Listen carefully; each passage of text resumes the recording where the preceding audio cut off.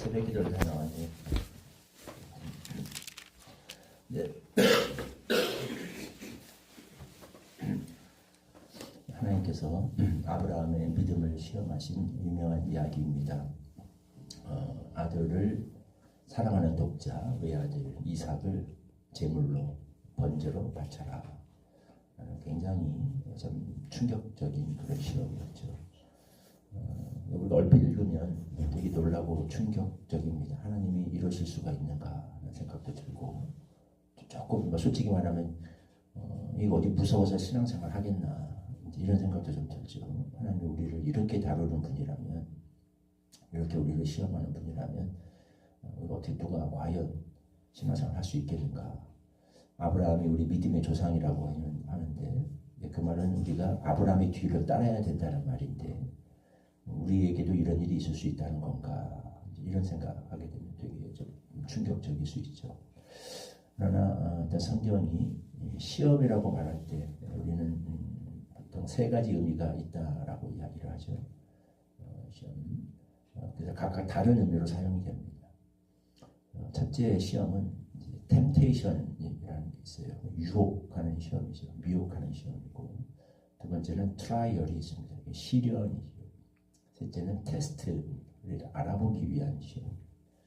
성경은 하나님은 시험하는 분이 아니시다라고 이야기합니다. 하나님은 아무도 시험하지 않는다. 이 말은 하나님은 그 템테이션을 말하는 거죠. 우리를 템테이션에 빠지게 하는 것은 마귀입니다. 그래서 예수님께서도 가르쳐 주실 때 우리를 시험에 들게 하지 마옵시고 라고 그렇게 기도하라고 했습니다. 그래서 이제 마귀가 하는 것이고, 하나님은 그러나 때로 우리에게 트라이얼을 주시거나 테스트를 주십니다. 이건 우리를 넘어뜨리려고 하는 것이 아니라 우리의 실력을 기르게 하기 위함이죠. 우리가 시험 보는 이유는 간단해요. 시험 보는 거 좋아하는 사람은 아무도 없지만, 근데 시험을 안 치면 실력이 안 납니다. 시험을 테스트를 해야, 그래야 내가 내 실력이 얼마인지를 알게 되고, 내가 사실 아는 것 같았는데 몰랐구나 라는 걸 깨닫게 되고, 내가 대단한 것 같았는데 아직 갈 길이 멀구나 라는 걸 알게 됩니다. 또 좀 더 중요한 거는 이 테스트를 해야 비로소 우리는 출제자가 볼 때 뭐가 중요한 거였구나 라는 걸 비로소 깨닫게 됩니다. 공부 못하는 사람들의 특징이 있죠. 성적 잘 안 나오는 사람들. 열심히 한 것 같은데 막상 시험 보면 점수가 잘 안 나올 수 있어요. 이제 별로 중요하지 않은 다른 것들을 밑줄을 많이 치고 공부를 했는데 정작 출제자의 의도에서는 벗어난 공부를 한 거죠. 그래서 우리가 시험을 한번 테스트를 볼 때 사실 이게 중요한 거였구나, 이런 것들을 내가 알아야 되는 거구나라는 걸 알게 됩니다. 우리의 신앙도 그렇다는 거죠. 하나님 우리를 테스트하시고 트라이얼 하십니다. 우리의 실력을 키우시고 내 믿음이 과연 실전에서 통하는 믿음인지 우리가 발견하게 하시고, 또 내가 중요하게 생각했던 것들과 하나님이 보실 때 중요한 것들이 어떻게 다른가 하는 것을 깨닫게 하십니다. 아브라함에게도 마찬가지입니다. 결국 우리는 알죠. 아들을 바치라고 그랬지만 하나님이 아들을 데려가신 거 아니었어요. 테스트입니다. 아브라함의 믿음을 이렇게 테스트하신 거죠. 그래서 이방 이교도들이 하는 것처럼 인신제사, 지성이면 감천이다, 네 아들까지도 갖다 바치는 그런 그 지극정성의 제사를 드려야만 내가 너를 축복하겠다 라는 개념이 아니라, 하나님은 아브라함을 정말 사랑하시고 모든 축복을 은혜로 주기를 원하십니다. 근데 하나님이 생각할 때 정말 아브라함이 사모해야 될, 받아야 될 그 축복, 하나님이 아브라함에게 주고자 하는 그 선물과 아브라함이 생각하고 있는 최고의 선물이 사실은 다르다. 다를 수 있다는 것. 그걸 알게 하시는 거예요. 네가 그렇게 중요하게 생각하는 것보다 사실은 더 중요한 게 있다. 우리가 정말 중요하게 생각하는, 내가 이걸 믿음이 좋으면 내가 이걸 받을 수 있다. 이걸 받아야 내가 믿음이 좋은 거고, 이걸 받았다는 것은 내 신앙이 최고인 거다 라고 생각하는 그것과 하나님이 우리에게 주고자 하시는 최고의 것이 다를 수 있다는 거예요. 그게 뭔가? 아브라함에게 있어서 그것은 이삭이었습니다. 아브라함은 이삭을 지금까지 받기 위해서 모든 시련을 견뎌냈거든요. 믿음으로. 25년간을 참고 견뎠습니다. 본토 친척 아비 집을 떠나서 정말 그 하나님의 가르치는 곳으로 가라. 그때 믿음으로 갔어요. 고향을 떠났습니다. 일생 단을 쌓으면서 믿음으로 살았습니다. 되게 뭐 고비도 많았고 어려움도 많았는데 다 참고 견뎌서 드디어 이삭이 태어났어요. 태어났을 때 이름을 이삭, 웃음이다라고 지었죠. 신앙 고백이죠. 하나님이 나를 웃게 하셨다. 내 인생에 드디어 내가 웃는구나. 하나님이 내 인생을 웃게 하시는 분이시구나. 라고 아브라함은 생각했습니다. 다 됐다고 생각했죠. 우리도 이제 보통 신앙 간증이 되게 여기서 끝나잖아요. 해피엔딩이죠. 내 믿음으로 견뎠더니 하나님이 축복해 주셔서 내가 바라고 꿈꾸고 원했던 것들을 주셨습니다. 내 인생에 이삭이 있습니다. 직장이 될 수, 좋은 직업이 될 수도 있고 사회적 지위가 될 수도 있고 목회자들이라면 큰 부흥, 예를 들어서 엄청난 큰 교회를 이루는 게 될 수 있고 사역이 될 수도 있고 내 인생의 다양한 것들 내가 믿음으로 견디고 참았더니 하나님이 그걸 주셨습니다. 이삭이 될 수 있습니다. 아브라함 이야기도 그렇다면 거기서 끝났어야 돼요. 이삭 받고 신앙 고백하는 걸로 끝났어야 돼요. 근데 그 뒤에 이 이야기가 나옵니다. 더 중요한 게 진짜는 그 뒤에 있었다는 거죠. 그게 뭐냐? 하나님이 생각하는 그 진짜는 뭐냐? 갑자기 결국 하나님이 말씀하십니다. 이삭을 아브라함이 믿음으로 순종하죠. 내가 사랑하는 그 독자, 내 아들 그 이삭을 바치라. 아브라함이 고민 많이 했을 거예요. 쉽게 되진 않았을 겁니다. 이제 고민하고 또 옛날 이걸 다룬 영화를 보면 아브라함이 처음에 이 말 들을 때 막 소리 지르죠. 하나님한테.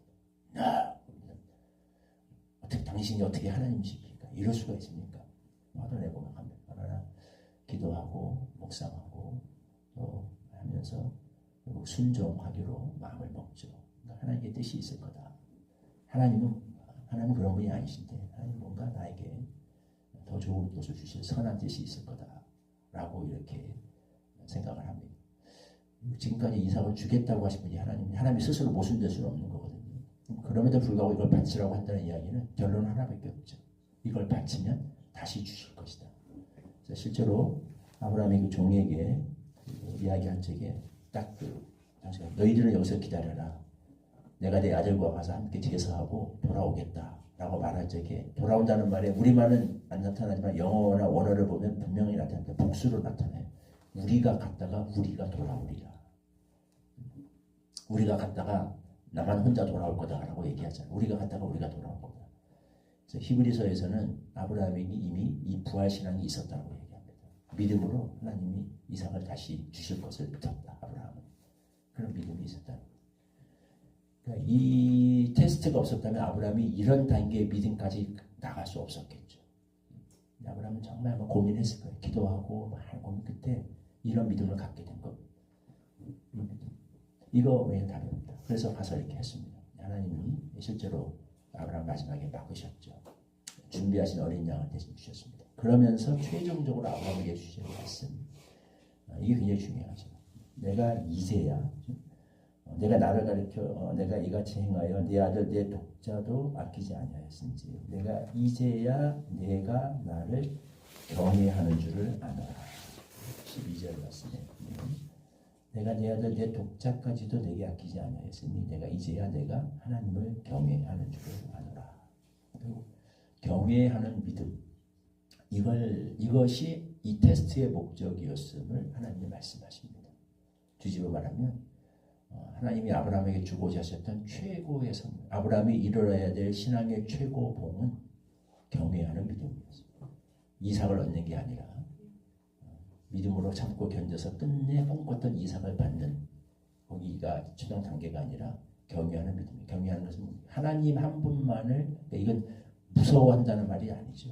fear라고 하는데 이거는 afraid나 terrify, 미워하는 공포가 아닙니다. 이건 하나님을 향한 지극한 존경과 사랑과 애정에서 나오는 거룩한 두려움이죠. 우리가 누군가를 정말 존경하면 함부로 대하지 않습니다. 그 사람 말을 무시하지 않아요. 그 사람의 말을 절대적으로 신뢰합니다. 듣고 생각해 볼게요. 그리고 흘려버리지 않습니다. 순종하죠. 하나님을 향한 그런 믿음, 이거를 하나님이 주시기로 원하셨다라는 경외합니다. 이게 아브라함이 받아야 될 최고의 선물이었죠. 너무 당연합니다. 왜? 모든 그 하나님의 믿음으로서 얻게 되는 모든 축복은 사실은 이 축복의 근원이신 하나님 안에 다 있는 거예요. 그 하나님을 세상의 어느 것보다도 가장 사랑하고 존경하고 내가 경외하고 그 앞에 복종할 수 있는, 순종할 수 있는 이 하나님이 하신 말씀이라면, 이 하나님 말씀이라면 나에게 생명을 가져다 준, 영생을 가져다 준 그런 말씀임이 분명하다라는 이런 믿음, 하나님을 그렇게 믿고 사랑할 수 있는 그 믿음, 그래서 그 말씀에 순종할 수 있는, 아무리 이것이 나에게 아깝고 심지어 좋은 것일지라도, 이것도 하나님이 주신 선물인데 그런 좋은 것일지라도 하나님이 나에게 말씀하실 때 그 하나님을 절대적으로 신뢰하고 그걸 포기할 수 있는 그런 믿음, 하나님을 경외하는 믿음이죠. 이게 하나님이 우리에게 아브라함에게 주고자 하셨던 최고의 선물이었습니다. 이게 하나님이 우리에게 주고자 하시는 최고의 선물입니다. 하나님 우리에게 이걸 위해서 때로 시련을 주시죠. 시험을 주십니다. 순종을 요구하셔요.